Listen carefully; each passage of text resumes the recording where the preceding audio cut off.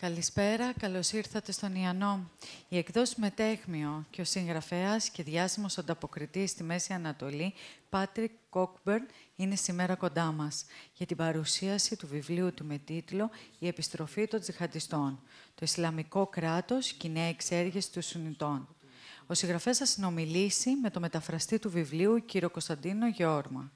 Ο κύριος Παύλος Τσίμας χρειάστηκε λόγω των ημερών να παραμείνει στο κανάλι λίγο παραπάνω, θα είναι στη συνέχεια κοντά μας. Τα βιβλία, αν θέλετε, θα τα βρείτε μπροστά στην είσοδο του καφέ και ο συγγραφέας θα τα υπογράψει στο τέλος της εκδήλωσης. Αν θέλετε να ενημερώνεστε για τις εκδηλώσεις του ΙΑΝΟΥ, σε όλα τα τραπέζια υπάρχει το έντυπο «Εσείς και ο ΙΑΝΟΣ», το οποίο μπορείτε να συμπληρώσετε. Θα θέλαμε όμως τώρα να δώσουμε το λόγο στον εκδότη των εκδόσεων Μετέχμιο, κύριο Νόντα Παπαγεωργίου.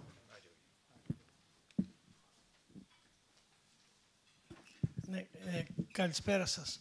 Και εγώ θέλω να σας ευχαριστήσω ιδιαίτερα που είστε εδώ απόψε, σε αυτή την σημαντική εκδήλωση, και να ευχαριστήσω κυρίως τον κύριο Cockburn που μας έκανε τη χαρά και την τιμή να έρθει για αυτή την απόψινή κουβέντα. Όπως θα ξέρετε, γιατί σίγουρα όσοι ήρθατε έχετε ένα ενδιαφέρον για το θέμα, είναι ένας από τους πιο ειδικούς στο αντικείμενο, στα θέματα της Μέσης Ανατολής, με πολύχρονη παρουσία και μεγάλη εμπειρία ως ανταποκριτής μεγάλων εφημερίδων βρετανικών κυρίως. Και το βιβλίο το οποίο εκδώσαμε πρόσφατα είναι ένα βιβλίο γραμμένο με βάση τα τελευταία γεγονότα, συμπληρωμένο μέχρι τις αρχές του Οκτωβρίου. Είναι η δική μας έκδοση ελληνική, είναι μάλιστα η πρώτη με τα εμπλουτισμένα στοιχεία που μέχρι την τελευταία στιγμή πρόσθεται με βάση τις εξελίξεις, και θα έχουμε έτσι τη χαρά να κάνουμε και μια κουβέντα, να τον ακούσουμε, αλλά και να γίνει μια συζήτηση.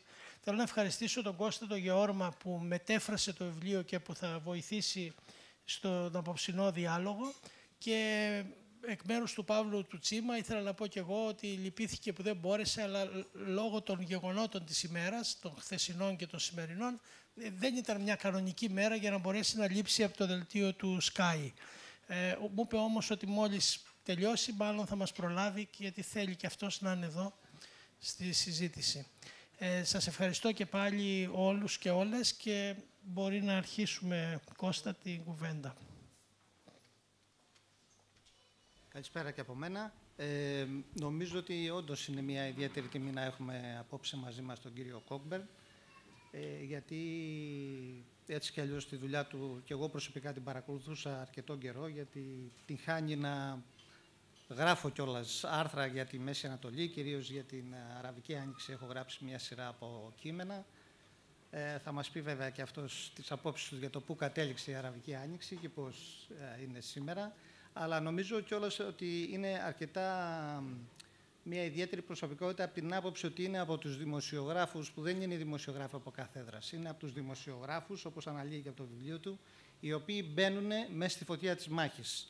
Και μπαίνουν στη φωτιά της μάχης όχι συνοδεύοντας κάποιο άρμα με κάποια άδεια στρατιωτική, αλλά ψάχνοντας να βρουν και τις δύο πλευρές, τις απόψεις και τις δύο πλευρών, και γι' αυτό ακριβώς και το βιβλίο του, αν θέλετε, σφίζει από ζωντάνια, από την άποψη ότι προσπαθεί να δει εξελίξεις οι οποίες αποτέλεσαν μια πάρα πολύ μεγάλη έκπληξη για το σύνολο, όπως αναφέρει και στο ίδιο το βιβλίο, τόσο των πολιτικών ελίτ στη Δύση, όσο όμως και δημοσιογράφων.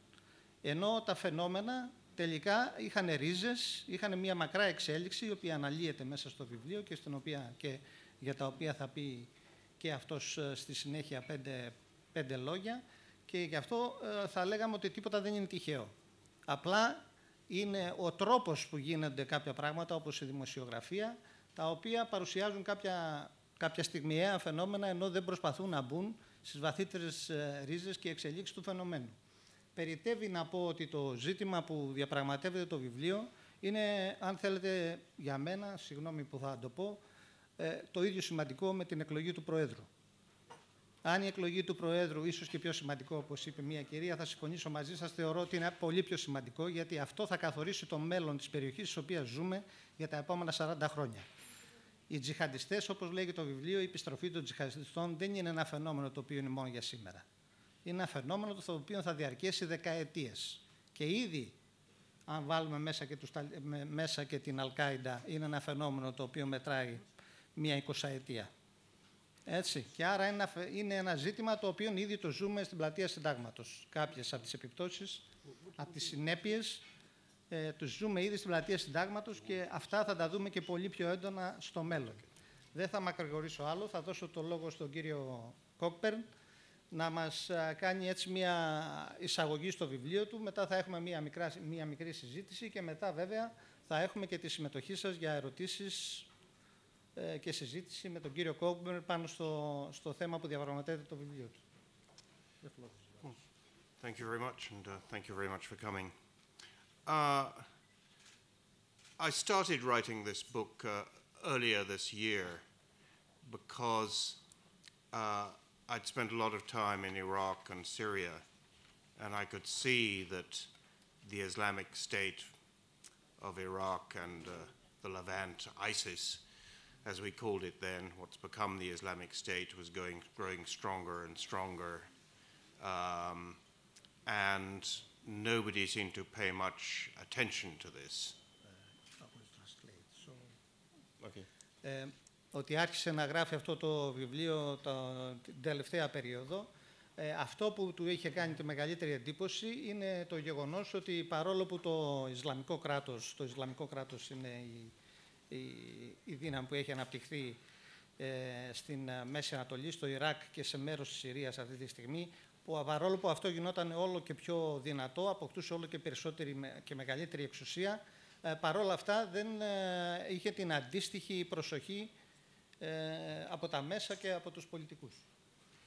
And I could see that the attacks by ISIS were coming closer and closer to around Baghdad, and they were also increasing in Syria.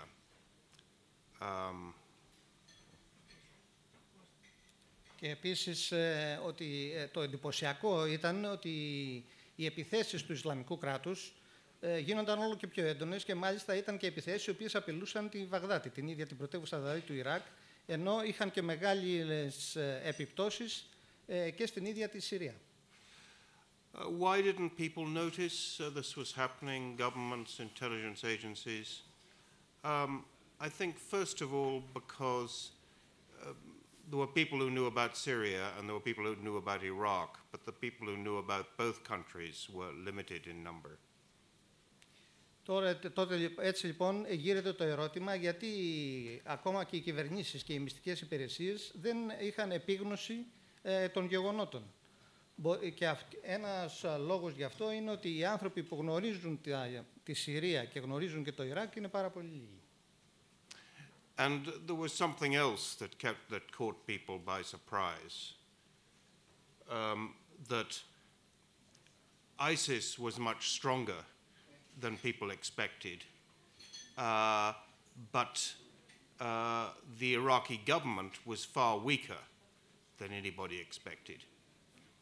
Και υπήρχε και κάτι άλλο επίσης που αποτέλεσε έκπληξη για πολλούς και αυτό ήταν ότι ενώ από τη μία μεριά το Ισλαμικό κράτος γινόταν όλο και πιο δυνατό, αυτό που δεν είχε προσεχθεί ήταν ότι ήταν πολύ αδύναμη η Ιρακινή κυβέρνηση. And this was one of the extraordinary defeats in history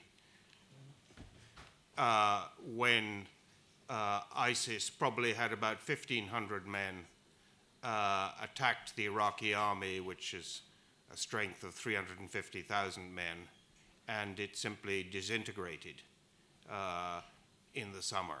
I can't think of any other example in history when this happened. Και υπάρχει και ένα εντυπωσιακό σε ιστορικό επίπεδο γεγονός ότι ενώ ο στρατός του Ισλαμικού κράτους ανερχόταν στα 1.500 άτομα το καλοκαίρι, κατόρθωσε να διαλύσει ένα στρατό ο οποίος είχε 350.000 άντρες και θεωρεί ότι κάτι τέτοιο δεν έχει ξανασυμβεί ποτέ στην ιστορία. And we can discuss later why this happened, but it did.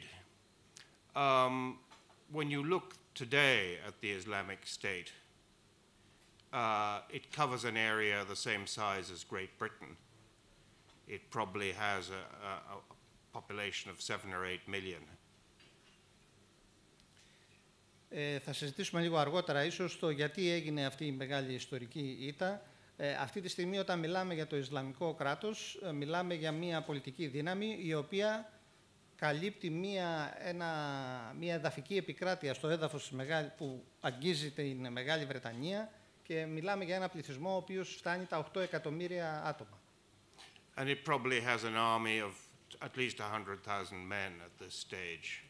The CIA says 31,000, but I was in Erbil outside Mosul recently, and people were telling me that ISIS is insisting that every family contribute one man of fighting age to their army. Αυτή τη στιγμή ο κύριος Cockburn θεωρεί ότι το Ισλαμικό κράτος έχει γύρω στους 100.000 άντρες. Η CIA τους ανεβάζει αυτόν τον αριθμό σε 31.000. 31,000 by CIA. Yeah, that's the maximum. 31.000 σε CIA. Ο ίδιος πιστεύει ότι είναι πιο κοντά στις 100.000, ακριβώς από το γεγονός ότι το Ισλαμικό κράτος υποχρεώνει κάθε οικογένεια στις περιοχές στις οποίες κατέχει να συνεισφέρουν στο στράτευμα με ένα τουλάχιστον από τα αρσενικά τους μέλη. So, we can talk about all the details of this later, but the book I've written is partly how the Islamic State grew and developed, but it also, I hope, gives background of the involvement of Saudi Arabia, of Turkey, of Qatar,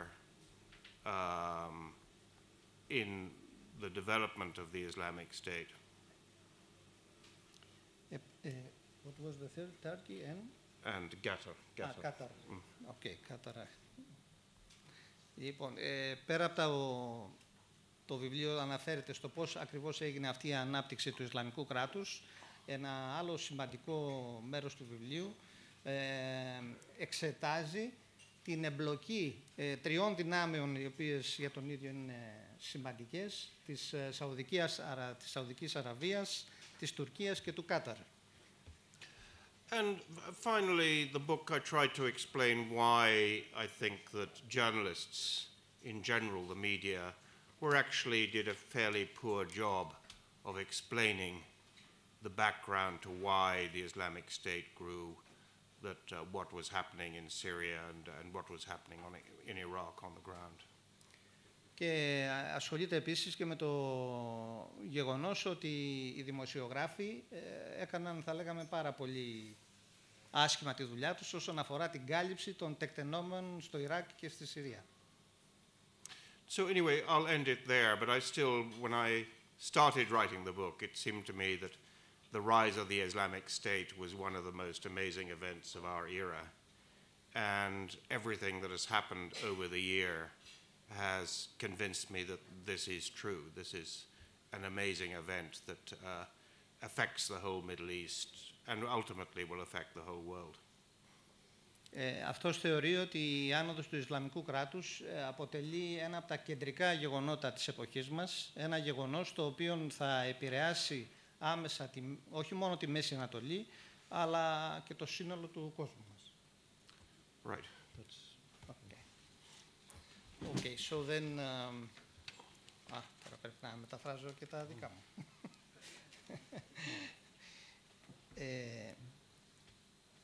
Okay, one argument in your book, I think, which is interesting, and I think we should mention here some things about that, is what happened with the Arab Spring and how after the Arab Spring we had let's say, the jihadist return. And this, for me, I think that this, for me, is related also with an older, let's say, development in the Middle East. The fact that Arab nationalism was defeated, either by Americans or also by one actor that it seems to me that is missing from your book, and this is the Israeli state. Because we know that both, and the Americans and the Israelis, during the, let's say, the last decades, they have helped the rising of, let's say, the Islamic identity against the Arabic national identity. And it seems to me, okay, actually it's a two-pronged question. The one is about Arab nationalism and the jihadist arrival, and the second one is, let's say, the reasons that the Arab Spring dissolved into dictatorship, so to speak. Because in Egypt right now we have a dictatorship. In Libya we have a country which has fallen apart. So in house, you would say. Τώρα μεταφράσω το ερώτημα. Ότι... εντάξει, γιατί βασικά είναι διπλό το ερώτημα. Το ένα είναι ότι έχουμε τις τελευταίες δεκαετίες στη Μέση Ανατολή έχουμε μια πολιτική που κατά κύριο λόγο, όχι κατά κύριο λόγο, καλλιεργήθηκε τόσο πολύ από τους Αμερικάνους και παίζει μεγάλο ρόλο ενάντια στον αραβικό εθνισμό. Γιατί ο αραβικός εθνισμός, ας πούμε, ήταν και αυτός που γέννησε τα κράτη όπως η Συρία και πίσω από αυτούς ήταν το Μπαθ, το κόμμα Μπαθ, στο οποίο ανήκαν τόσο ο Άσαντ όσο και ο Σαντάμ. Και παράλληλα, μια παράλληλη τέτοια εξέλιξη είχαμε και από το Ισραήλ. Δεν είναι τυχαίο ότι η Χαμάς, για παράδειγμα, τα πρώτα της χρόνια χρηματοδοτήθηκε από το Ισραήλ. Έτσι. Είναι ένα πολύ ενδιαφέρον φαινόμενο. Παράλληλα, βλέπουμε ότι ενώ η Αραβική Άνοιξη ξεκίνησε με τόσο, θα το λέγαμε, τώρα εμπλουτίζω το ερώτημα βέβαια, με τόσο μεγάλες προσδοκίες, τελικά κατέληξε σε χάος ή σε δικτατορίες. Και πώς συνδέονται αυτά τα γεγονότα, γιατί μέσα στο βιβλίο έχει αρκετές εξηγήσεις ο κύριος Cockburn. Να δούμε τώρα την απάντηση. Let me answer that in reverse order. You know, why did Arab nationalism fail? Why did religion triumph? Well, there are many reasons. I mean, one reason I think that people don't realize that, which I think is important, is that Arab nationalism was always a rather middle class, was strongest among the middle classes. And I get the impression that extreme fundamentalist Islam is strongest among the poor. Ένα στοιχείο που χαρακτήριζε τον αραβικό εθνικισμό θα λέγαμε ότι ήταν μια ιδεολογία, όχι ιδεολογία, μην το πω ιδεολογία, δεν είπε ιδεολογία, αλλά ήταν κάτι το οποίο είχε πήχηση κυρίως στις μεσαίες τάξεις. Ενώ αυτό που φαίνεται με τον ακραίο Ισλαμισμό είναι ότι έχει μια απήχηση στις φτωχές, στα φτωχά στρώματα. Yeah, if you go in Syria, I mean, the hardcore rebel areas in Syria are poor areas. They're the shanty towns around Damascus, Aleppo, the poor country villages, the east of the country, tribal areas with very little rain. These are the hardcore areas of Islam, Islamic fundamentalism. Και αυτό μπορούμε να το δούμε, για παράδειγμα, στη Συρία, όπου η μεγάλη απήχηση των ακραίων Ισλαμιστών βρίσκεται σε περιοχές γύρω από τη Δαμασκό, οι οποίες είναι πάρα πολύ φτωχές, παραγκουπόλεις, όπως ανέφερε χαρακτηριστικά, στην ανατολική πλευρά της χώρας, όπου ανέφερε τις βροχές, γιατί οι βροχές, το αναφέρει πολύ πιο εκτεταμένα μέσα στο βιβλίο, είχαν μεγάλη επίπτωση στην αγροτική παραγωγή και οδήγησαν μεγάλο κομμάτι των αγροτών σε φτωχοποίηση και είναι μάλιστα και περιοχές αυτές οι οποίες έχουν και έντονο το φυλετικό στοιχείο, δηλαδή κυριαρχούν ακόμα οι φυλές. So, but there's a completely different reason as well, which is this, that, I mean, these rebellions in Syria and Iraq and Libya were backed financially by Qatar and Saudi Arabia, by the Gulf monarchies. And the money they spent went to the jihadis, the jihadi element in these rebellions. Και βλέπουμε, αν παρακολουθήσουμε τις χρηματοδοτήσεις που κατά κύριο λόγο προέρχονται από τη Σαουδική Αραβία και από το Κατάρ, είναι χρηματοδοτήσεις οι οποίες, θα το λέγαμε, απευθύνονταν στα ακραία τζιχαντιστικά στοιχεία Και είναι αυτές οι χρηματοδοτήσεις βέβαια που τους βοήθησαν και να αναπτυχθούν. It's always seemed to me absurd to, when America, Britain, France, other countries supposedly supported democratic revolution in Libya and Syria, but our main allies were Saudi Arabia and the last theocratic absolute monarchies on earth. They obviously did not want secular democracy to triumph. Και φαίνεται αρκετά παράλογο θα λέγαμε, μάλλον παράλογο είναι η σωστή λέξη, ότι ενώ από τη μία οι Αμερικάνοι, οι Γάλλοι και οι άλλοι φαίνονταν να υποστηρίζουν σε αυτές τις χώρες τις δημοκρατικές επαναστάσεις, οι βασικοί τους σύμμαχοι στην περιοχή είναι οι πιο ακραίες θεοκρατικές μοναρχίες που έχουν υπάρξει στον πλανήτη. Και εννοεί βέβαια τη Σαουδική Αραβία, τα Ηνωμένα Αραβικά Εμιράτα και το Κατάρ. So, I mean, there are many other reasons we can discuss, Yeah. but let's move on. Okay. Now, I think that one thing that we might discuss here is the title, The Return of the Jihadists. I have in mind, Paul Rogers, I think that you know him, who has written many articles regarding Al-Qaeda, and he insisted to say many years ago, like you probably, that Al-Qaeda was not 5 persons. Al-Qaeda, we shouldn't see Al-Qaeda as a movement, as a group, as a small group, but as a movement. And it seems to me now that by putting this title here, The Return of the Jihadists, more or less, it seems to me that he was right, that now we have a phenomenon that is not strictly certain groups, but it's a movement that, as you said, encompasses poor people, but also other, as you said, as you write in your book. So why the return of the jihadists? Let's make a small translation. Λοιπόν, υπάρχει ένας Βρετανός συγγραφέας, ο Paul Rogers, που είναι αρκετά ενδιαφέρον επίσης, ο οποίος έγραφε εδώ και καιρό ότι η αντιμετώπιση της Αλ-Κάιντα γενικά από τη Δύση και από τους Αμερικάνους ήταν λάθος, γιατί η Αλ-Κάιντα δεν είναι μία μικρή ομάδα τρομοκρατών, ήταν ένα κίνημα.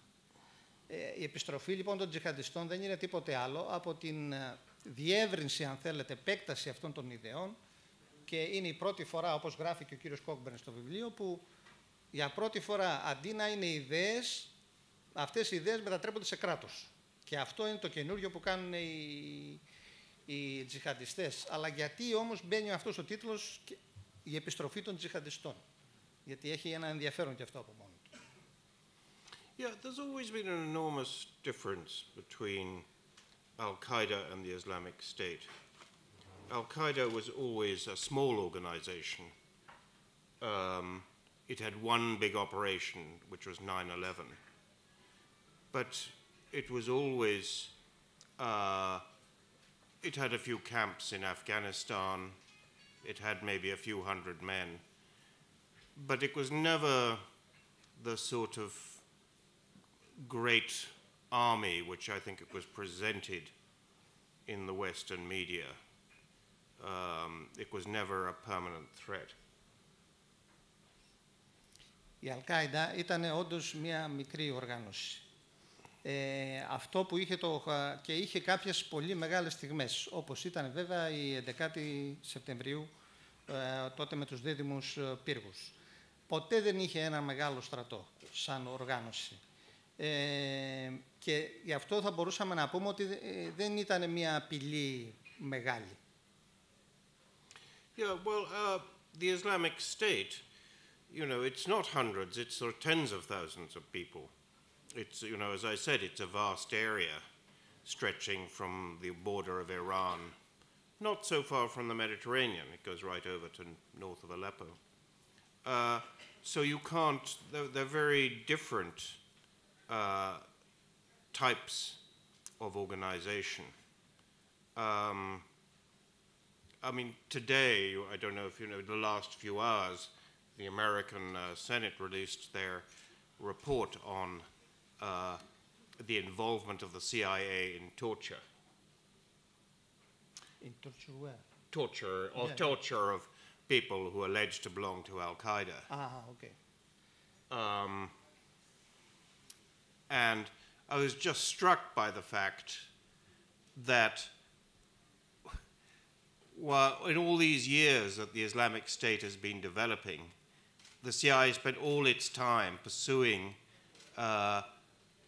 this very tiny organization in Pakistan and Yemen and so forth, and didn't really notice that the main jihadi group had very little to do with Al-Qaeda these days. It was all, it was in Iraq and Syria. Νομίζω ότι το κεντρικό στοιχείο εδώ είναι ότι υπήρχαν όντως πολλές οργανώσεις και το βασικό στοιχείο είναι ότι η CIA αντί να, για την οποία έχουν βγει τώρα πρόσφατα, τις τελευταίες μέρες στοιχεία ότι έκανε βασανιστήρια, εντάξει σήμερα, ότι έκανε βασανιστήρια, είναι όμως εντυπωσιακό το γεγονός ότι κυνήγαγε μία μικρή οργάνωση σαν την Αλ-Κάιντα και δεν έκανε διάφορα πράγματα όσον αφορά το ίδιο το Ισλαμικό κράτος. So, yeah, I mean, what else? Okay. Ask me another question. Yeah, okay.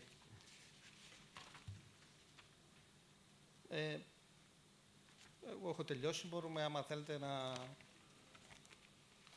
Ναι, κυρία.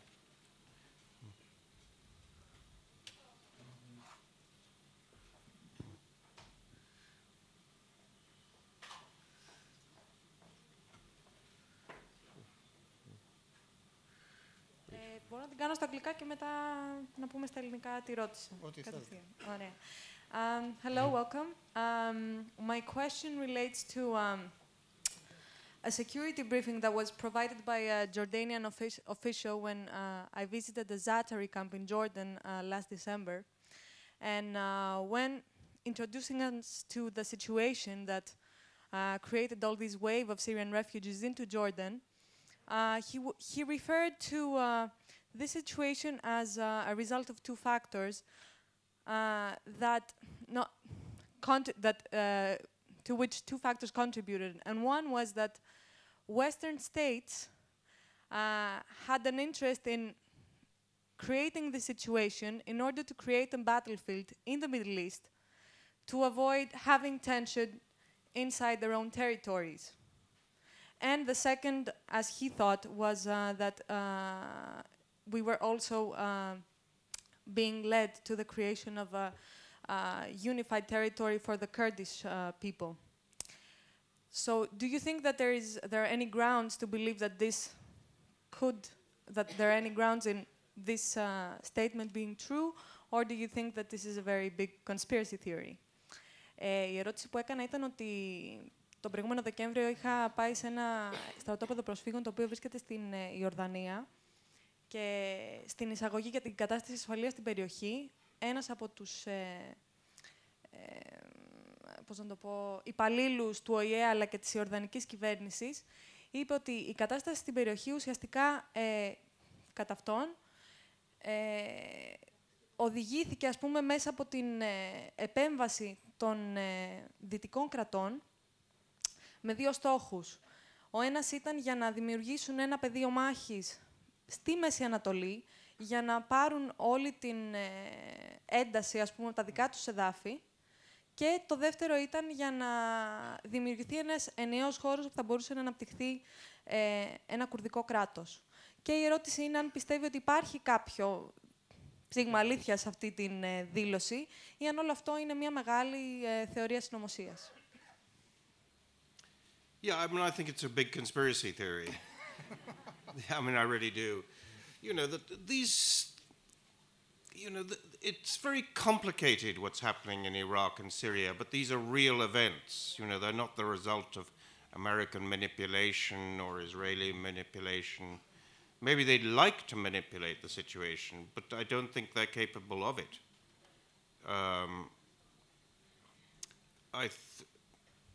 Okay, yeah, that's right. Όχι, είναι μια μεγάλη θεωρία συνωμοσίας. Γιατί το ζήτημα εκεί είναι πολύ πιο πολύπλοκο από ό,τι παρουσιάζεται προφανώς από αυτή τη θεωρία συνωμοσίας. Μπορεί όντως η Αμερική και το Ισραήλ να ήθελαν να χειραγωγήσουν την όλη ιστορία, αλλά αυτό δεν ισχύει. Yeah, I mean, you know, even when the Americans... Δεν σημαίνει ότι μπορούν. Δεν σημαίνει ότι μπορούν. Even when the Americans had 150,000 soldiers in Iraq, they couldn't control the situation. So the idea that they can somehow manipulate what's happening in Iraq and Syria, I think is completely exaggerated. Ακόμα και όταν οι Αμερικάνοι είχαν 150.000 άτομα στρατιώτες στο Ιράκ, δεν είχαν τη δυνατότητα να το ελέγχουν όλο το Ιράκ. Άρα λοιπόν αυτή η ιδέα είναι, ενώ η ιδέα της συνωμοσίας δηλαδή, είναι λίγο υπερβολική.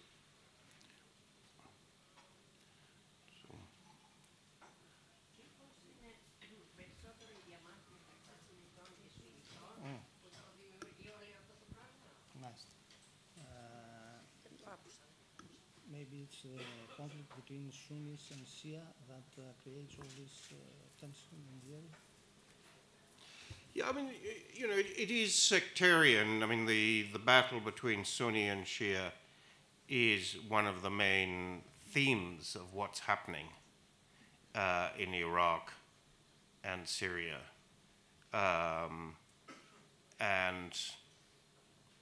But you have 5 or 6 conflicts going on at the same time. But I think you're right that Sunni and Shia is the main one. Ναι, πράγματι είναι ως ένα μεγάλο βαθμό, είναι και φατριαστικό, πώς θα το ναι, αυτό που συμβαίνει εκεί, σεκταριστικό, θρησκευτικά θα το λέγαμε, αυτό που συμβαίνει εκεί. Είναι όντως ένα από τα κύρια ζητήματα από αυτά που συμβαίνουν εκεί, αλλά σίγουρα η σύγκρουση προέρχεται και από πολλούς άλλους λόγους, τουλάχιστον 6 με 7. And it's getting worse and worse. I mean, I was in Iraq, northern Iraq, a couple of weeks ago, and the Kurdish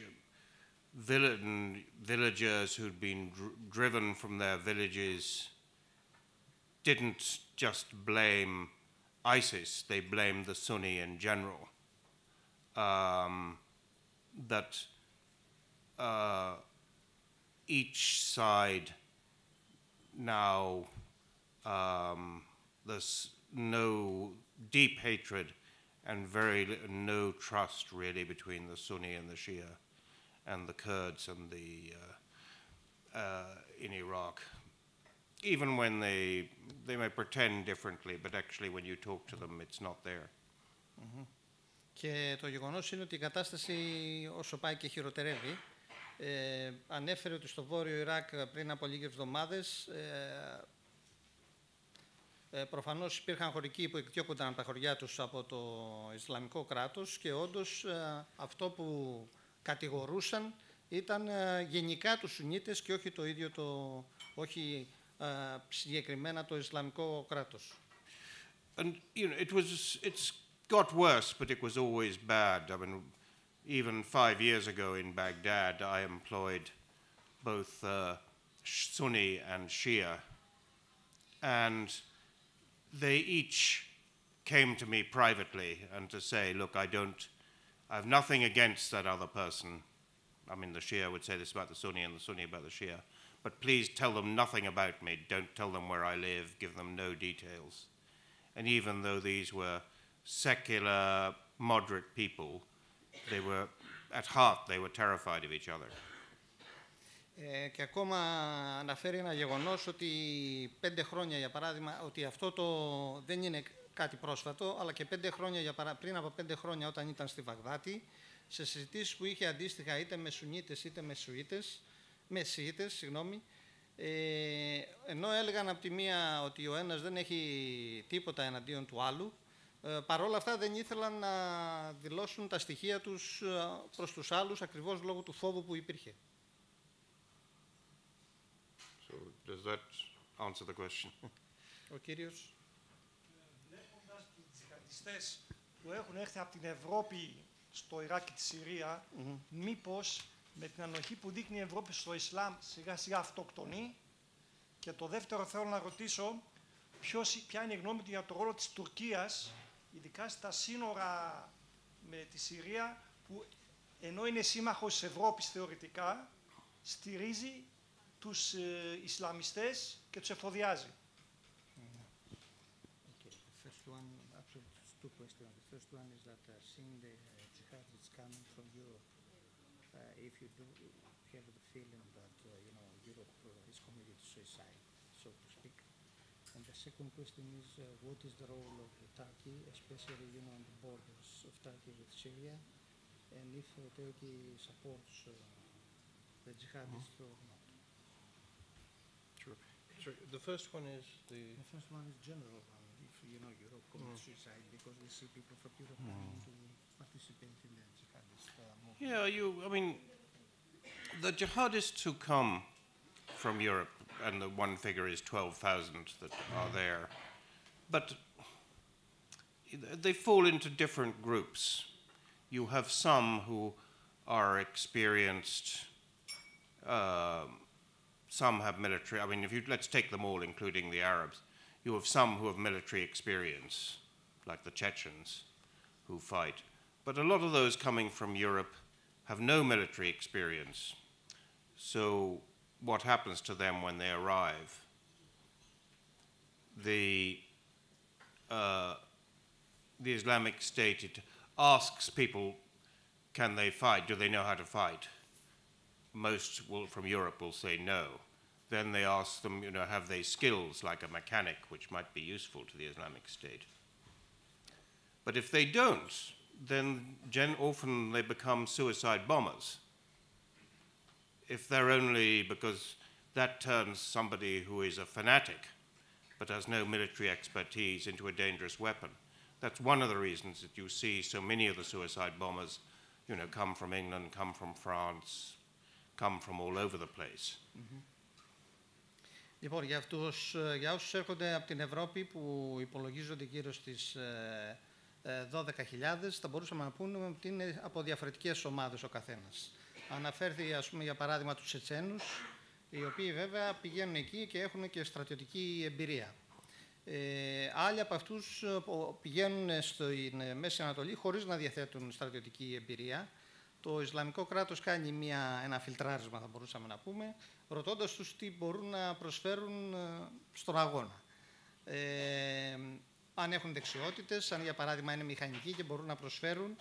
Αυτό που βλέπουμε συχνά, αυτοί οι άνθρωποι που έρχονται από Γαλλία και από άλλες ευρωπαϊκές χώρες να γίνονται βομβιστές αυτοκτονίες, οφείλεται στο γεγονός ότι για το Ισλαμικό κράτος δεν έχουν δεξιότητες και άρα τους προωθεί προς τα εκεί. Το δεύτερο, τώρα το δεύτερο. So, the role of Turkey, I mean, what has been crucial to the rise of the jihadis and the rebellion in Syria in general and in Iraq is the Turkish border being open for them to cross. And it's less open than it was, but you can still cross. Particularly, it used to cost you about $10. Now it costs you about $25. I mean, it doesn't change that much.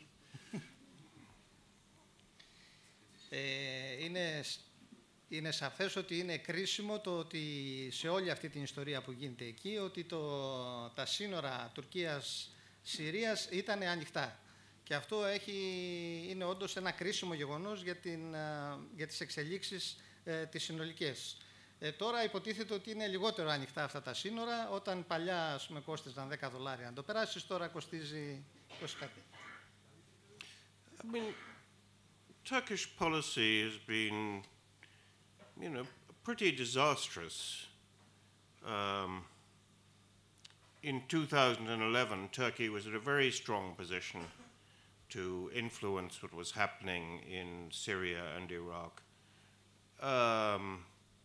If if they'd played a more moderate role, but in fact they didn't distinguish between the extreme jihadis and the other opposition to Assad. Η πολιτική της Τουρκίας είναι καταστροφική. Παρόλο που το 2011, δηλαδή κάποια χρόνια πριν, είχε μια πάρα πολύ ισχυρή θέση έτσι ώστε να επηρεάσει και δυνατότητα έτσι ώστε να επηρεάσει τόσο τη Συρία όσο και το Ιράκ. Ένα από τα βασικά προβλήματα ήταν ότι δεν έκανε καμία διάκριση μεταξύ ακραίων τζιχαντιστών και λοιπόν εξεγερμένων. A crucial event which turned Al-Qaeda in Iraq into such a powerful force was not the Americans leaving Iraq, but it was the Syrian uprising of 2011.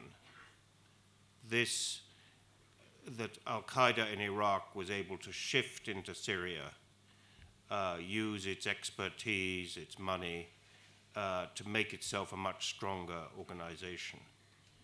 And the start of the war in Syria reignited the civil war in Iraq.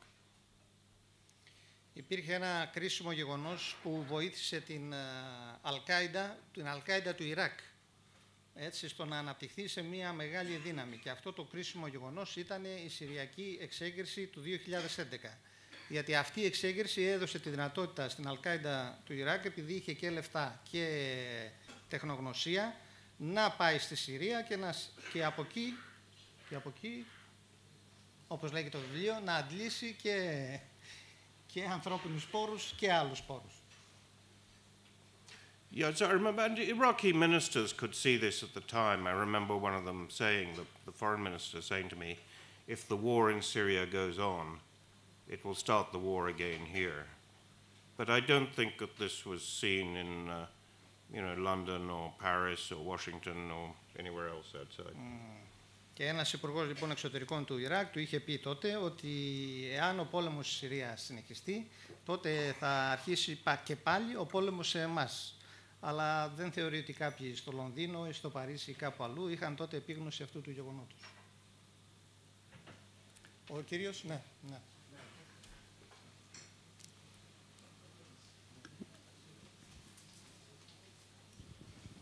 Ναι. Ο κύριος Cockburn μας είπε προηγουμένως ότι η Αλ-Κάιντα κατά την εποχή των διδήμων πύργων ήταν πολύ μικρή. Εξελίχθηκε όμως σε μεγάλη δύναμη. Το ερώτημα είναι γιατί, τι έκανε η CIA, τι έκανε η Μεγάλη Αμερική και δεν πρόλαβε αυτή την κατάσταση. Το γεγονός ότι το Παλαιστινιακό δεν έχει ακόμα λυθεί. Ο θρησκευτικός Ισλαμισμός, ο οποίος είναι, όπως γνωρίζουμε, πάρα πολύ επικίνδυνος. Και η φτωχοποίηση των λαών, μήπως αυτά ήσαν βασικές αιτίες για να φτάσουμε εδώ που φτάσαμε και ας σημειωθεί ότι εμείς, η Ελλάδα, που είμαστε στο κατόφλι αυτών των γεγονότων, θα υποστούμε πάρα πολλά δεινά. Ήδη έχουν αρχίσει να τα βλέπουμε. Ευχαριστώ. Okay, he said the mistake in the beginning that you said that Al-Qaeda was transformed into the jihadists, the Islamic State, and why the Americans didn't see that. And what do you think about the issues that the Palestinian issue hasn't been resolved? And that phenomena like Islamists and the overtization of the people in the Middle East are basic, let's say, ground. Πώς είναι το αίτια, χωρίς το μυαλό μου, causes for the developments of the Sorry, I don't understand. Yeah, okay, it's very complex. First of all, that, Al-Qaeda was transformed in the Islamic State, and why the Americans didn't do anything. The second is that, he believes that the Palestinian issue, I think that this issue has not been resolved, that is a cause, together with the extreme Islamist theories and with the polarization of the people, to create all this phenomena over there? Yeah, the second is really great. Yeah, why didn't the Americans and others see what was happening? I think that the Americans quite liked, after 9/11, for people, institutions like the CIA and other security agencies in Europe as well, they quite liked fighting Al-Qaeda because it was very small. They could justify their budgets, they could have much bigger organizations, and they were fighting a pretty tiny organization. It was often presented as a mini sort of Pentagon, and the Americans or somebody would announce that they'd killed the deputy head of operations or so forth. So they quite liked that. But they never, they never really realized that over the last 2 years how ISIS was becoming a far more powerful organization than Al-Qaeda had ever been. Ότι οι Αμερικάνοι λίγο πολύ τους άρεσε αυτή η κατάσταση με την Αλ-Κάιντα, γιατί ακριβώς από το γεγονός ότι είχαν να αντιπαρατεθούν σε μια μικρή οργάνωση. Και μάλιστα αυτό τους βόλευε κιόλας, γιατί πολεμώντας μια μικρή οργάνωση μπορούσαν να στηρίζουν και να τεκμηριώνουν μάλλον τους προϋπολογισμούς τους. Και μάλιστα γι' αυτό προχωρούσαν και σε ενέργειες όπως το να σκοτώσουν τον αρχηγό, που είναι έτσι και θεαματικές. Ποτέ δεν συνειδητοποίησαν από αυτή την άποψη την πραγματική δύναμη και την αυξανόμενη δύναμη που είχε το Ισλαμικό κράτος. As for Palestine, I think, the crisis in Iraq and Syria, it's dragging in all other crises. The Palestinians get involved. The big Palestinian camp in Damascus, the Yarmouk camp, suddenly, that's divided, becomes part of the Syrian civil war. Hamas is affected by this.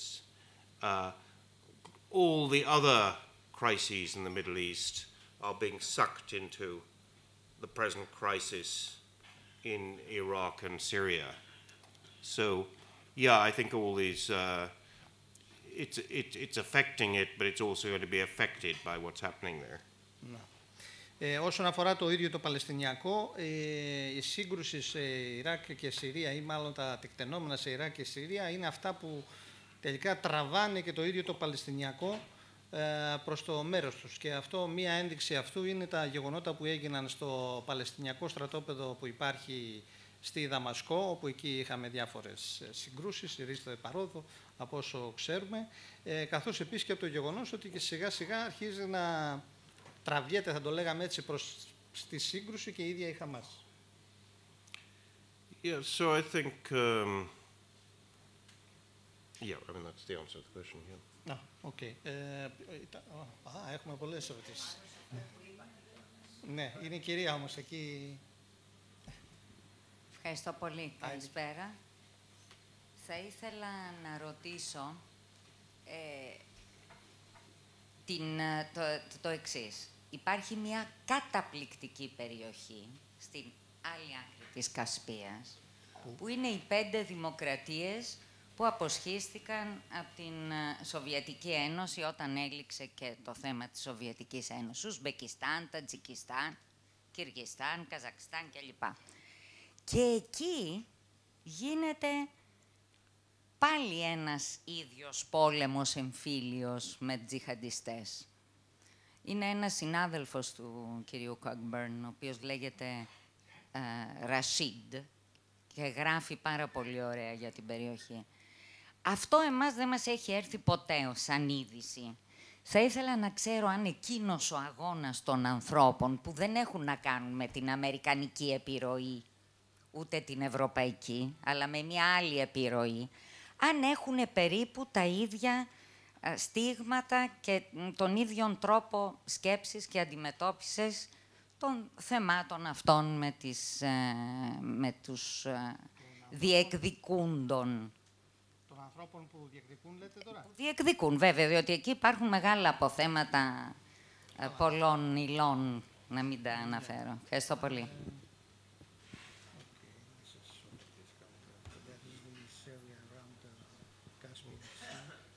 Uzbekistan. There is the area in Uzbekistan, you know, Turkmenistan, where we have also civil wars, and this area is covered by journalists, mainly Sikh. I mean, what do you think are the same, let's say, more or less sort of conflicts? Or if you are aware of these conflicts, that was the question. So. It's, I mean, Iraq and Syria are specific, you know, that basically you have civil wars there. You know, will it spread? Well, to a degree, you know, but probably the place it will spread it first is Libya. There's a town in eastern Libya called Dera, which is east of Benghazi, recently declared allegiance to the Islamic State. So it's spreading in areas which are already anarchic. Ότι σε μεγάλο βαθμό έχεις εμφυλίους πολέμους όσο στο Ιράκ και στη Συρία. Έχεις και εκεί εμφυλίους πολέμους, δηλαδή ίδιους με αυτό που είπατε. Ένα τέτοιο γεγονός είναι και η ίδια η Λιβύη, όπου στην Ντέιρα ανακηρύχθηκε Ισλαμικό κράτος. Ξέρετε, στη Λιβύη έχει δύο κυβερνήσεις αυτή τη στιγμή. Η μία μάλιστα είναι και σε ελληνικό πλοίο. You know, basically, why is the Islamic State successful? Well, it combines two things. It combines religious fanaticism and military expertise. And this gives it a great advantage in fighting. It's really a fighting machine. And even when you have quite small groups in places like Libya, creating who are militarily experienced, but ideologically very fanatical. They also can be very powerful. Και αυτό λοιπόν που καθιστά το Ισλαμικό κράτος επιτυχημένο είναι ότι συνδυάζει τον θρησκευτικό φανατισμό με την στρατιωτική εμπειρία. Είναι αυτά τα δύο στοιχεία δηλαδή που το βοηθούν στην επιτυχία του. Και αυτό δίνει και τη δυνατότητα σε μικρές ομάδες που υπάρχουν, για παράδειγμα, στη Λιβύη, να μπορούν να έχουν επιτυχίες και στο επίπεδο, επί του εδάφους και εκεί. Ο κύριος είναι ο κύριος, η κυρία πίσω και εσείς μετά.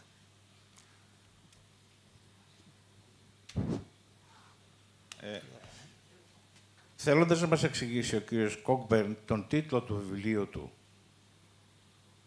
«Η επιστροφή», κυρίως. Εντάξει. Δεν αναφέρθηκε καθόλου στο ρόλο της θρησκείας. Και θέλω να ρωτήσω, εννοεί την επιστροφή των τζιχαντιστών στην χρυσή εποχή του Ισλάμ, του ριζοσπαστικού Ισλάμ, ή έχουμε να κάνουμε με μια καινούρια νέα μορφή πολιτικού Ισλάμ πλέον? Ευχαριστώ.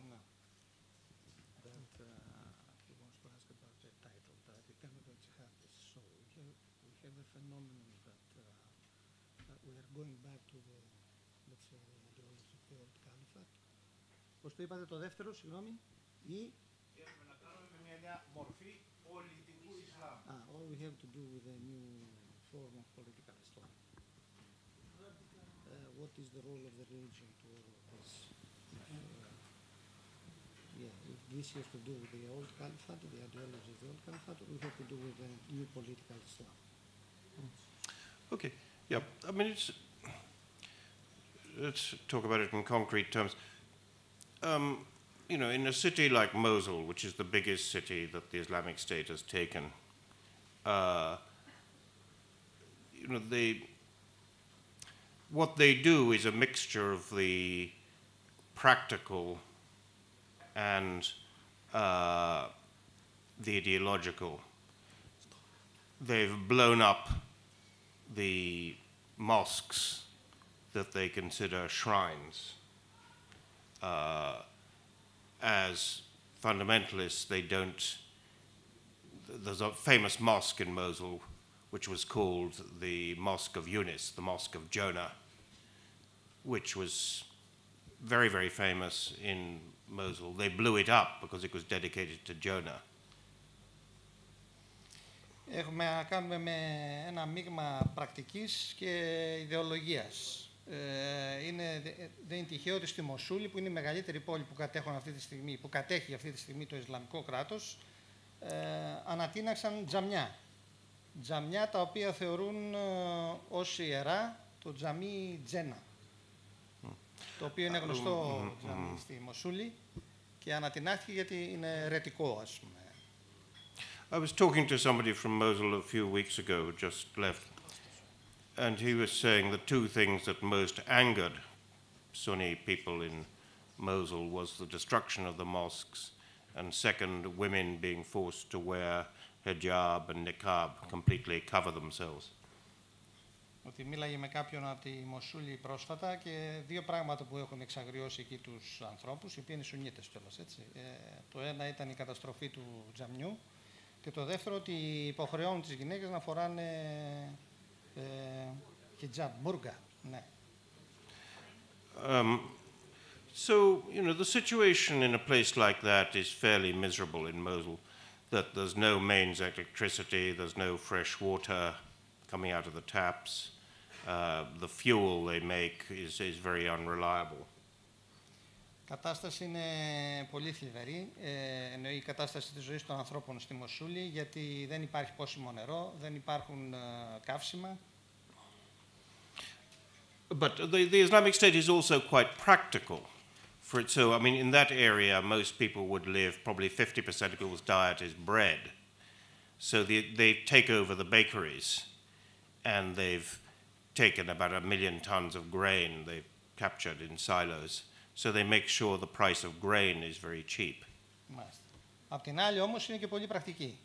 Γι' αυτό ακριβώς κατήσχαν όλα τα αρτοποιεία και πήραν όλο το στάρι από τα σιλό και έτσι ώστε να μπορέσουν να διαθέτουν πολύ φτηνό άρτον στον κόσμο. And the same, they control other prices of sort of vegetables and things. So anyway, my point is that it's a mixture of extreme religious fanaticism, but also in some ways quite practical as well. Και επίσης ελέγχουν και τις τιμές σε αγαθά όπως είναι τα λαχωνικά. Άρα το κύριο που θέλει να πει ότι είναι ένας συνδυασμός ακραίου θρησκευτικού φανατισμού, αλλά απ' την άλλη έχουν και κάποιες πρακτικές εδώ, είναι, θα λέγαμε ότι είναι άνθρωποι... Όχι πολιτικού, ναι, καλά, εννοούμε ότι σκέφτονται λογικά, ρε παιδί, με τον κοινό άνθρωπο. Είναι η κυρία εκεί και μετά η κυρία εδώ. Μάλιστα. Ναι, εσείς.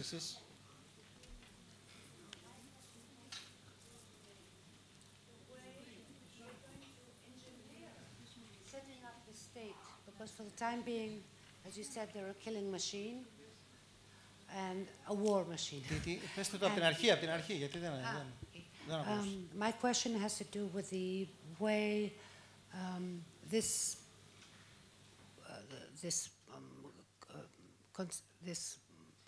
body we call a state, Islamic State, is going to be formed and engineered into what we, as in our Western cultures, conceive of as being a state.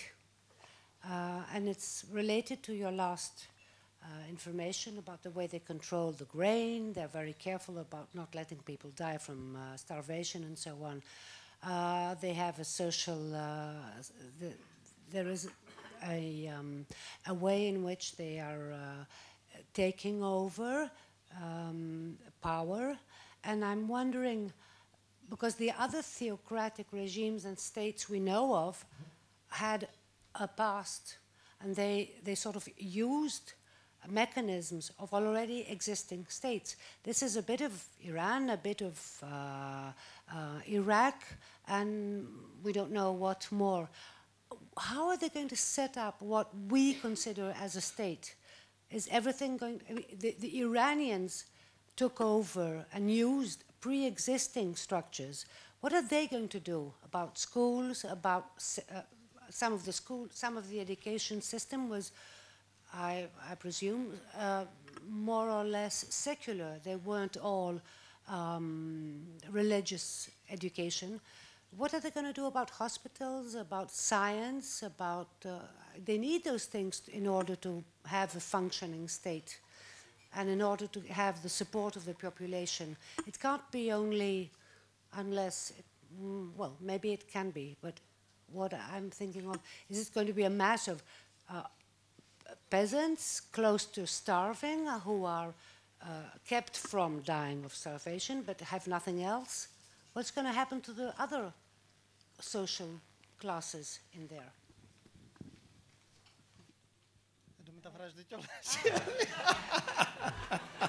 No, it's quite simple. I mean, she's asking about schools and universities.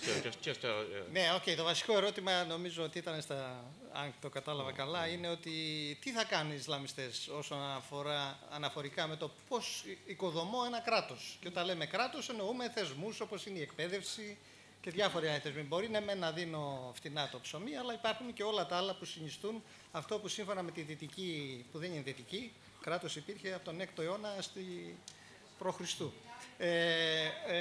Αυτό που λέμε όμως κράτος. Τέλος πάντων, συνοπτικά δηλαδή, νομίζω αυτό ήταν. Yeah, I mean, clearly they're torn in the Islamic State between what they'd like to do and what they can do. So, the hospital, for instance, they have to keep the hospitals open, but they don't actually have the money to pay the doctors. So one of the strange things is the doctors are still paid by Baghdad. Because the Islamic State, they said they could only pay them about $200. They need to pay them about $1,000. That's still paid by Baghdad. Pensions are still being paid by Baghdad in Mosul. It's one of these sort of peculiar things in Iraq that you suddenly find that parts of the Baghdad government are still functioning under the Islamic State. Υπάρχει μια αντίφαση τέλος πάντων στο τι θα ήθελαν να κάνουν και στο τι μπορούν να κάνουν πραγματικά το Ισλαμικό κράτος. Απ' τη μία, ένα παράδειγμα που αναφέρει είναι ότι θέλουν να κρατήσουν τα νοσοκομεία, σε λειτουργία τα νοσοκομεία, αλλά απ' την άλλη δεν έχουν τα λεφτά να το κάνουν αυτό. Και υπάρχει το οξύμορο ότι τα νοσοκομεία πληρώνονται σε μεγάλο βαθμό από την ίδια τη Βαγδάτη. Όπως για παράδειγμα το ίδιο γίνεται και με τις συντάξεις, τις οποίες πληρώνει και αυτές η Βαγδάτη. So, places, for instance, the medical teams in the hospital I'm talking mostly about Mosul, because that's the biggest city, but there are other examples. Also in Raqqa and Syria. The Islamics, first of all, they tried to say no women and men could be in the same medical team treating patients.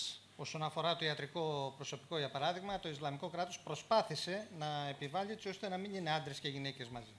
So then the doctor said, well, in that case, we can't operate. So then they sort of agreed to compromise. Yeah, they could be in the same teams. Αλλά όμως οι ίδιοι γιατροί είπαν ότι δεν μπορεί να δουλέψει έτσι το σύστημα, δεν μπορούμε να δουλέψουμε. Δεν υπάρχει δυνατότητα να δουλέψουμε. Οπότε εκεί υπήρξε ένας συμβιβασμός.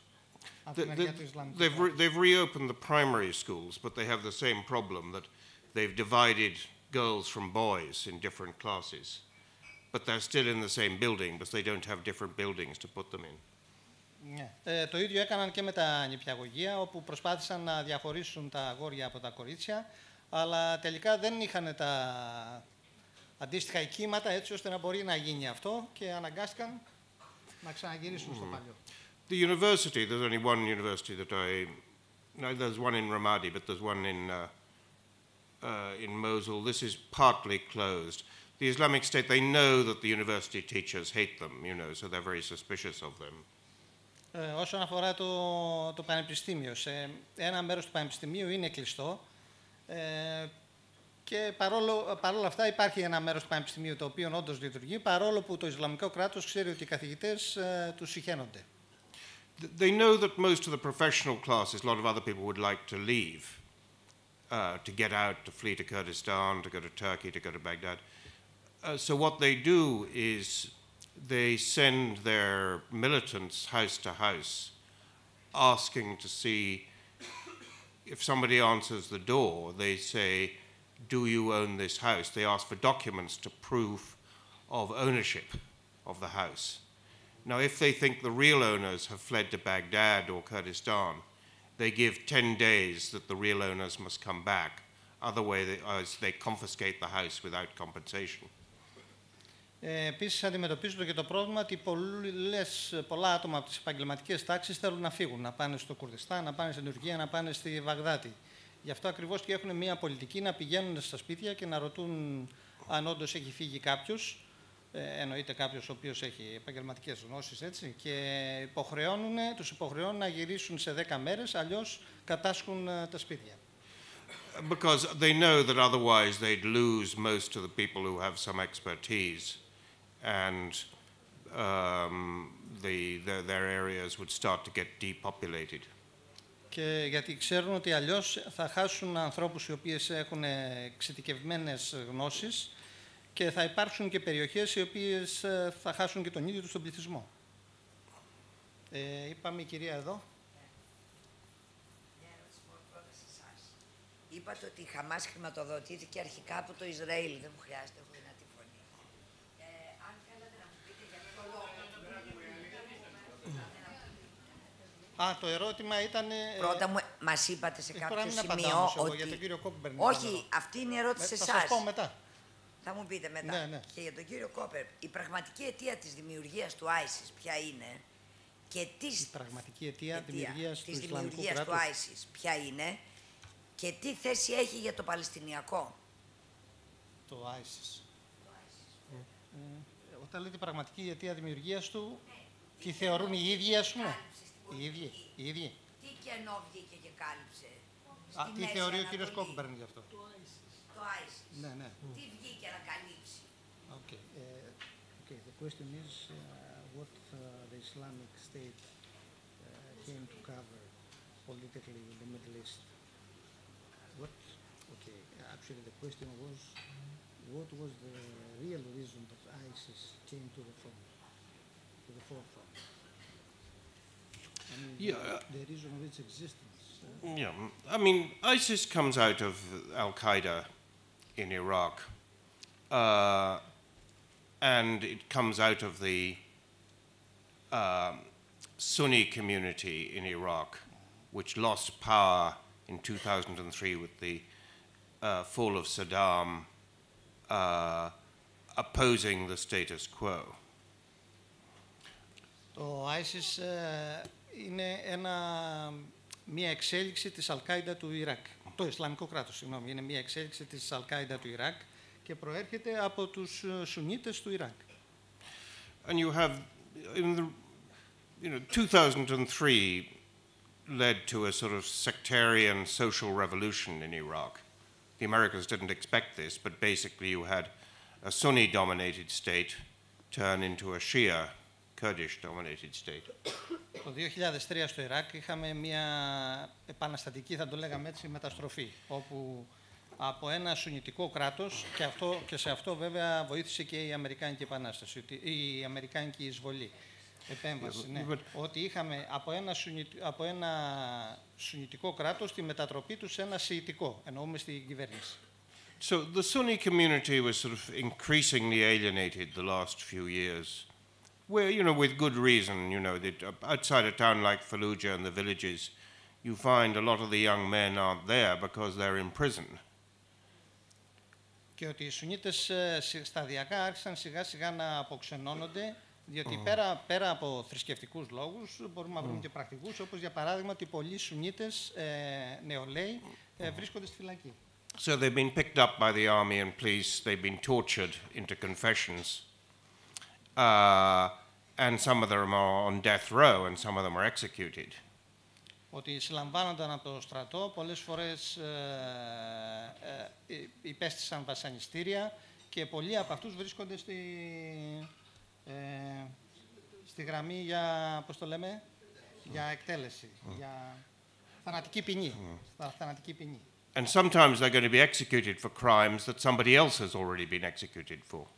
Και πολλές φορές εκτελούνται για εγκλήματα για τα οποία κάποιος άλλος έχει εκτελεστεί πιο πριν. So my point is that for a lot of the Sunni community, particularly the Sunni youth, that they may not like ISIS very much, but the alternative is even worse.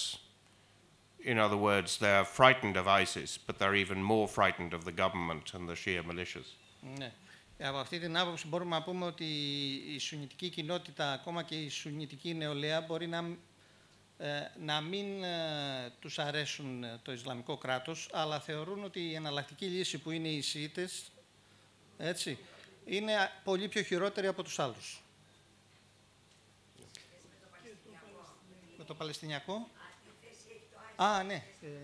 The second question is what is the position of ISIS regarding the Palestinian issue? They don't have a very strong position, or at least they have a strong position towards everybody. I mean, the ISIS looks to say that all Muslims should pledge allegiance to their caliphate and all the world should be Muslims. So, you know, they're anti-Israeli, etc., but it's not very, they don't do much about it. Ότι δεν έχουν κάποια ιδιαίτερη θέση για το Παλαιστινιακό. Η βασική τους θέση είναι ότι όλος ο κόσμος πρέπει να είναι μουσουλμάνοι, να υπάρχει ένα μουσουλμανικό κράτος. Ναι, μεν γενικώς είναι ενάντια στο Ισραήλ, αλλά χωρίς να υπάρχει κάποια ιδιαίτερη, θα το λέγαμε. They have some strength in Gaza and some in Sinai too. They have some strength? In Gaza, strength in Gaza and in Sinai. Ότι έχουν κάποιες μικρές ομάδες στη Γάζα. Και πού? Sinai. Και στο Σινά. Ναι, ναι, εκεί. Ναι, συγγνώμη. Ο κύριος... Ναι. Ευχαριστώ πολύ. Όταν πρώτο μπήκε ο Ισλαμικός στρατός στη Μοσούλη, το καλοκαίρι, η αντίδραση του Ομπάμα ήταν πάρα πολύ συγκρατημένη. Παρόλο που άρχισε εγκλήματα, σφαγές, στρατιωτών, αξιωματικών του Ιρακινού στρατού. Το μόνο που είπε ήταν ότι φταίει ο Μαλίκη, ο τότε νόμιμος πρόεδρος του Ιράκ, γιατί, ο οποίος ήταν και σύμμαχος του Μπούς παρεπτόντος, επειδή κυβερνούσε, λέει, με φατριασμό. Τίποτα άλλο. Η γραμμή της Δύσης, δηλαδή το πώς ξάκι από πώς εξελίχθηκε, όπως το δείχναν οι ειδήσεις, άλλαξε όταν ο ISIS άρχισε, ενώ ήταν γνωστό ότι έσφαζε χριστιανούς, άρα παρεπτόντως δεν υπήρχε κάποια ιδιαίτερη πρεμούρα γι' αυτό, όταν άρχισε να σφάζει τους Γεζίδιδες, τους οποίους δεν γνώριζε κανένας και τους μάθαμε όλοι όταν τους εκτελούσανε, και όταν άρχισε να χτυπάει γειτονικά κράτη, τα οποία είναι γνωστά, είναι σύμμαχοι της Δύσης, δηλαδή την Ιορδανία και το Λίβανο. Προσωπικά εγώ πιστεύω ότι οι Ηνωμένες Πολιτείες είχαν στο νου τους να χρησιμοποιηθεί η δύναμη του ISIS ως ένα είδος εκβιασμού. Αυτό που έλεγε ο Κίσιγκερ παλιά, να τους αφήσουμε να αλληλοσκοτωθούν, του εκβιασμού της ιρανικής επιρροής, που ήταν τεράστια και στην κυβέρνηση της Βαγδάτης. Απλώς αυτός ο ISIS ήταν τόσο φανατικός και τόσο εγκληματικός που εν τέλει ξέφυγε από κάθε έλεγχο. Δεν ξέρω αν Τώρα τι ερώτημα είναι αυτό. Λίγο να σχολιάσει λίγο τον Ομπάμα, από όταν μπήκε ο ISIS, σχεδόν δεν έκανε τίποτα. So to comment on Obama, that when ISIS took over Mosul, he didn't say anything, and he believes that the political reason for this is that the West changed its position only after the slaughter of Yazidis, you know this. Sure, yeah. And that the main thing of the main thinking of the United States is that they wanted to use ISIS in order, let's say, to blackmail the Iranians, and they changed their position when they saw that ISIS attacked Jordan and Lebanon, who are allies to them. No, I don't really agree with that. I don't think that that's so. I think that, you know, one could get too involved in these conspiracy theories, but also a belief that the US has demonic power to do all these things. I think that what happened was that everybody was caught by surprise by the collapse of the Iraqi army. Here was an army of 350,000 men that the Americans had spent $26 billion training it. The Iraqis had spent $40 billion. They'd bought tanks and artillery. And yet in 4 days fighting, this whole army collapses. Καταρχάς λέει ότι δεν μπορεί να δεχτεί τέτοιες θεωρίες, μάλλον είναι περισσότερο θεωρίες συνωμοσίας. Και θεωρεί ότι το κεντρικό στοιχείο είναι ότι όντως ήταν έκπληκτοι, γιατί είχαν επενδύσει πάρα πολλά, ήταν έκπληκτοι από το ποιο γεγονός, από το γεγονός ότι ένας στρατός στον οποίο είχαν επενδυθεί πάνω από 40 δισεκατομμύρια, διαλύθηκε εν ρηπείο οφθαλμού. And you know why did I mean this is, and it's not just the army. The whole Iraqi state structure is rotted with corruption. Και δεν είναι μόνο ο στρατός, είναι ότι το σύνολο του Ιρακινού κράτους είχε σαπίσει από τη διαφθορά. So I mean, just to give one example of this, because I think it's important, because one can get the idea that the Islamic State has magical powers, and it's led by Napoleon. Ναι, θα δώσω ένα παράδειγμα, ότι γιατί το Ισλαμικό κράτος δεν ούτε ηγείται από τον Ναπολέοντα, ούτε έχει μαγικές δυνάμεις. But one of the reasons it won this victory was the weakness of the Iraqi state. You know, for instance, the Iraqi army, you want to recently be a colonel in the Iraqi army, it cost you $200,000. If you wanted to be a colonel, it cost you $200,000. Ότι, ας πούμε, για παράδειγμα, η διαφθορά ήταν τέτοια στον Ιρακινό στρατό, ώστε για να πάρεις μια θέση χρειαζόσουν $200,000. All officers paid for their jobs. Όλοι οι αξιωματικοί πλήρωναν για να πάρουν τη θέση που έπαιρναν. And the reason they did this was, for instance, after the fall of Mosul, I was talking to an Iraqi general in Baghdad. He was a four-star general, he recently retired. I said, why did the army disintegrate? And he said, corruption, corruption, corruption. Και μιλώντας με έναν στρατηγό Ιρακινό μετά την πτώση της Μοσούλης και του είπε, γιατί ρε παιδί μου ο στρατός διαλύθηκε, και η απάντηση ήταν διαφθορά, διαφθορά, διαφθορά. So what you would do, for instance, the Americans insisted that in the army all supplies should be outsourced to private companies. Ναι, οι Αμερικάνοι επέμεναν ότι όλα τα εφόδια του στρατού θα έπρεπε να αγοράζονται από εξωτερικούς συνεργάτες. So if I'm a colonel, I get paid for having 600 men in my battalion, but I only have 200 men. And I pocket the difference between the two. Έτσι, άμα είμαι συνταγματάρχης, παίρνω τα λεφτά για 600 άνδρες, αλλά τελικά έχω υπό την εποπτεία μου 200 άνδρες. Άρα τα υπόλοιπα 400 τα βάζω στην τσέπη μου. Τα λεφτά για τους υπόλοιπους 400 τα βάζω στην τσέπη μου. Then you have, about 2 weeks ago, you may have seen the Iraqi Prime Minister said they had discovered there are 50,000 ghost soldiers in the Iraqi army. They didn't exist. Somebody took their salary, but they didn't in fact exist. Μάλιστα. Και ότι ο Πρωθυπουργός του Ιράκ είπε την προηγούμενη εβδομάδα ότι ανακάλυψαν ότι υπήρχαν 50.000 στρατιώτες, οι οποίοι παρόλο που έπαιρναν το μισθό τους ήταν στρατιώτες φάντασμα. So another way of making money is, in case any of you are thinking of a career in the Iraqi army, is to checkpoints on the roads.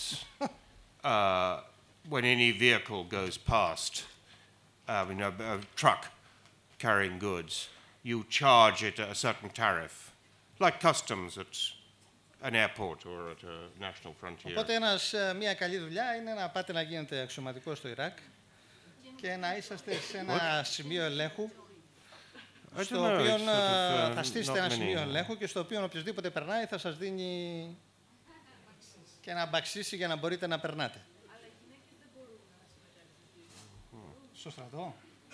Καλά, δεν θα τα κάνουμε όλα ίσα. Πώς το είπε ο Ερντογάν. Εντάξει τώρα. Ναι. Μόνο να έχουμε λίγες ερωτήσεις ακόμα, γιατί...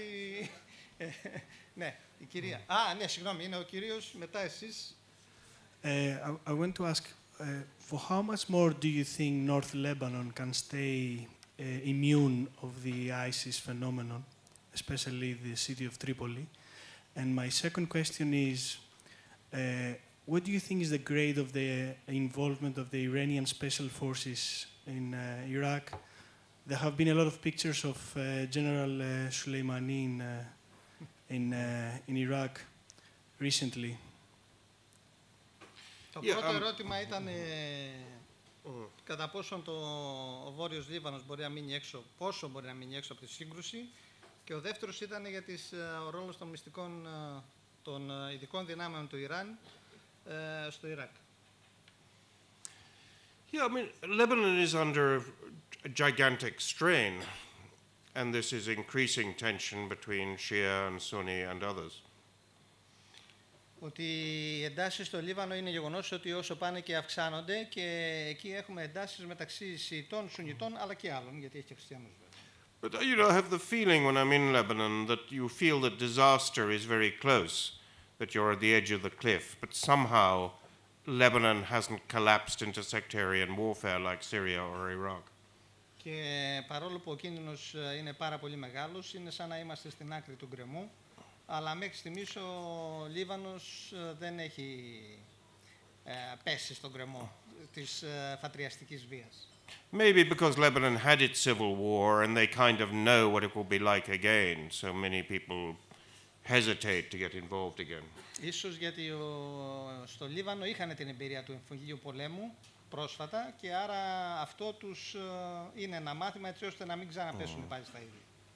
On your second question about Soleimani, the head of the Quds force, the Iranian involvement, yeah, it's a good question that the Iranians used to be very secretive about what they did in Iraq. I mean, they were immensely influential. Suddenly they're very public. And sending aircraft over, their senior guy, Officer Qasem Soleimani, is suddenly having his photograph taken everywhere. I think that my suspicion is that they saw the Americans getting credit for saving Baghdad from ISIS. And they thought, hold on a minute, we want to show that we did the same. That's why they're sort of publicizing it. Mm-hmm. Ότι γενικά στο Ιράκ οι Ιρανοί κατά κύριο λόγο ήθελαν να δρουν κατά κάποιο τρόπο μυστικά και όχι να υπάρχει μια τέτοια δημοσιότητα στις κινήσεις τους. Το γεγονός ότι τώρα τελευταία αρχίζουν να δημοσιεύονται τέτοιο τύπου φωτογραφίες με το στρατηγό και άλλες παρεμβάσεις οφείλεται στο ότι δεν θέλουν να είναι μόνο οι Αμερικάνοι αυτοί που θεωρείται ότι, πώς το λένε, δουλεύουν υπέρ του Ιράκ, αλλά ότι είναι και αυτοί εκεί και προσφέρουν και αυτοί στο Ιράκ. Είπαμε, είχαμε, κυρία εκεί, ναι. Το ερώτημά μου είναι τριπλό. Πρώτον, θα ήθελα να ακούσω, βλέπουμε αυτές τις ειδήσεις, τα ντοκιμαντέρ, παιδιά μικρά που τους μαθαίνουν να μισούν από πολύ νωρίς τους δυτικούς. Υπάρχει ένα τεράστιο μίσος. Θα ήθελα μια απάντηση γιατί υπάρχει τόσο μεγάλο μίσος για τους δυτικούς. Πρώτη ερώτηση. Δεύτερη ερώτηση, ποια είναι η γνώμη του για τους νέους από τη Δύση που προσχωρούν στους τζιχαντιστές. Αυτό απαντήθηκε προηγουμένως. Καλά, εντάξει, αλλά απαντήθηκε προηγουμένως από τον κύριο. Καναδοί, Γάλλοι... Ναι, απαντήθηκε, συγγνώμη, δεν το άκουσα. Και τρίτον, θα ήθελα να ακούσω ποια είναι η δική του γνώμη για ποιες προβλέψεις κάνει για το κίνδυνο για την Ευρώπη. Μάλιστα. Αυτά τα τρία. Μήπως να πάρουμε και τις υπόλοιπες και για να ολοκληρώνουμε κιόλας. Άλλη μία ο κύριος εκεί. Εντάξει τώρα. Ναι, ο κύριος, to take the questions and to answer all of them. No, just one by one. Much one by one. Όχι, μία θέλει, αλλά είναι okay. The one by one is two. So the first is why the jihadists so hatred to their kids for the West. And the second question is what is the danger for Europe from the developments in the future? Yeah, I mean, hatred of the Americans, well, they kind of blame the Americans for the fall of Saddam, the invasion. I mean, it depends which community in Iraq. You're talking about the Sunni generally hate the Americans, but at one point they were allied to them. The Iraqis always, all the communities, they always look for foreign allies. The Shia look to Iran. At one time they looked to Americans. The Kurds looked to the Americans, the Iranians, the Turks. But they never, I mean, they tend to no Iraqi community stays loyal to a foreign backer. They just look for the most powerful backer they can find.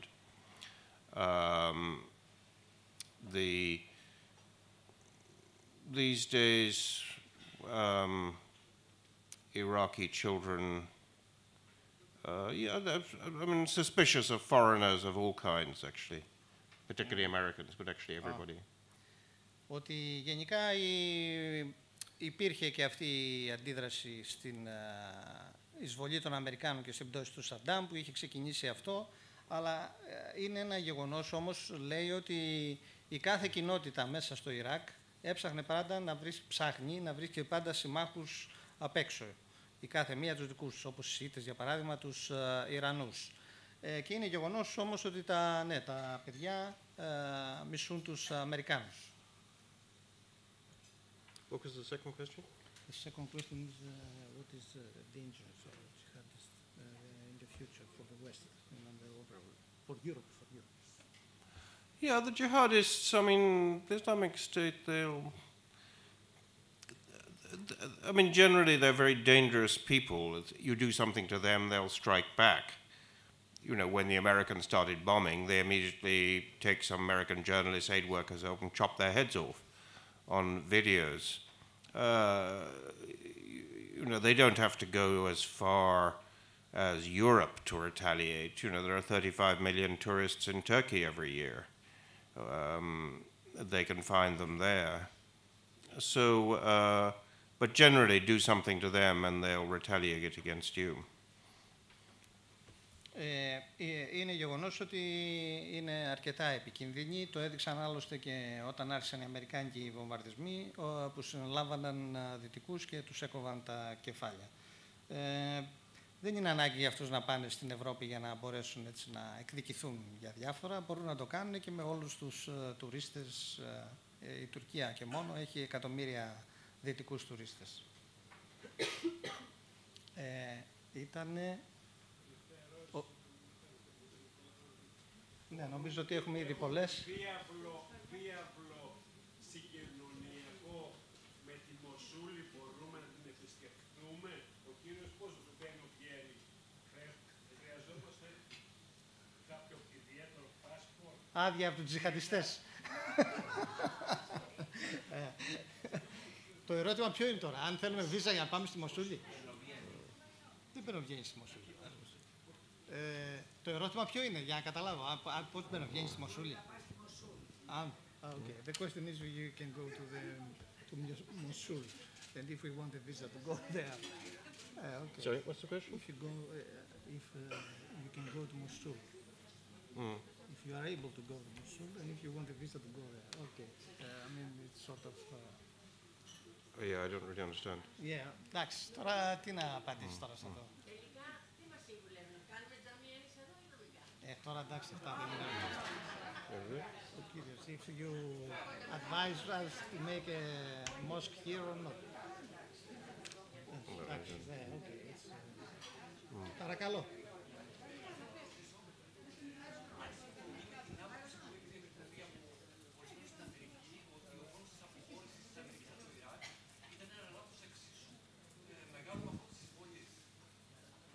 Μάλιστα.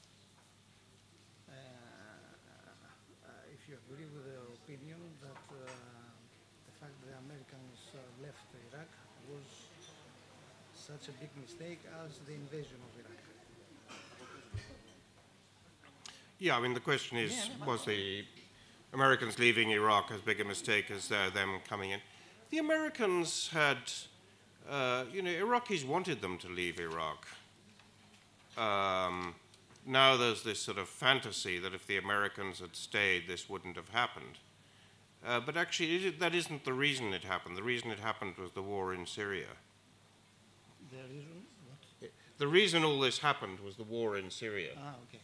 Ότι τελικά να μην κατά κάποιο τρόπο τρέψουμε ψευδεστήσεις. Οι Ιρακινοί ήθελαν να φύγουν οι Αμερικάνοι από το Ιράκ.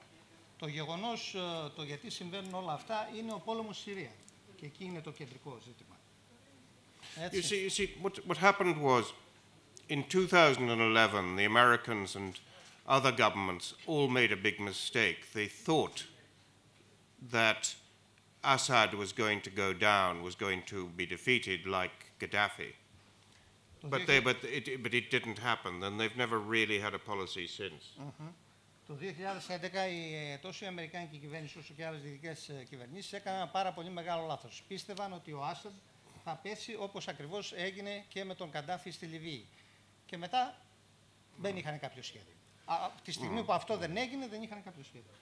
So you had the war in Syria, and then Al-Qaeda in Iraq, which was being reorganized under a new leader, Abu Bakr al-Baghdadi, sent fighters into Syria. They had military expertise, they had money. They were able to immediately expand in Syria in a way they couldn't in Iraq. Και παράλληλα την ίδια περίοδο είχε θα το λέγαμε έτσι, την μεταλλαγή της Al-Qaeda στο Ιράκ, η οποία είχε πια και ένα καινούριο ηγέτη, είχε λεφτά για να μπορέσει να επεκτείνει τις δραστηριότητες της. I should explain, ISIS is very heavily organized. It produces an annual report listing the number of suicide bombings in each province. It's very bureaucratic. Το Ισλαμικό κράτος είναι ιδιαίτερα γραφειοκρατικό και αρκετά καλά οργανωμένο. Κάθε χρόνο έχει μια ετήσια έκθεση για τους βομβιστές αυτοκτονίας. And when fighting, when they, after a year in Syria, the Islamic State said, yeah, we sent our fighters in and we devoted half our budget to supporting the rebellion in Syria.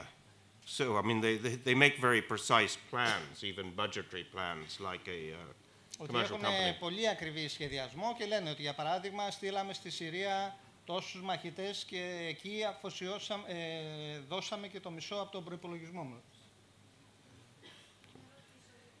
Όχι, να μην ρωτήσουμε. Θα έλεγα ότι επειδή αύριο θέλει να φύγει κιόλας και όπως βλέπετε είναι και λίγο τέτοιο, νομίζω ότι έχει και αρκετά εδώ να διαβάσετε στο βιβλιαράκι αυτό. Έχει αρκετές λεπτομέρειες από αυτά που υπόθηκαν. Νομίζω ότι ήταν μια πολύ ενδιαφέρουσα συζήτηση. Θέλουμε να ευχαριστήσουμε τον κύριο Cockburn. Ήταν ιδιαίτερη τιμή για μας που ήταν εδώ σήμερα. Thank you for being with us. It was a great honor. Thank you. Και όποιος θέλει και όποια θέλει για υπογραφή στο βιβλίο θα είναι εκεί εδώ ή στην είσοδο.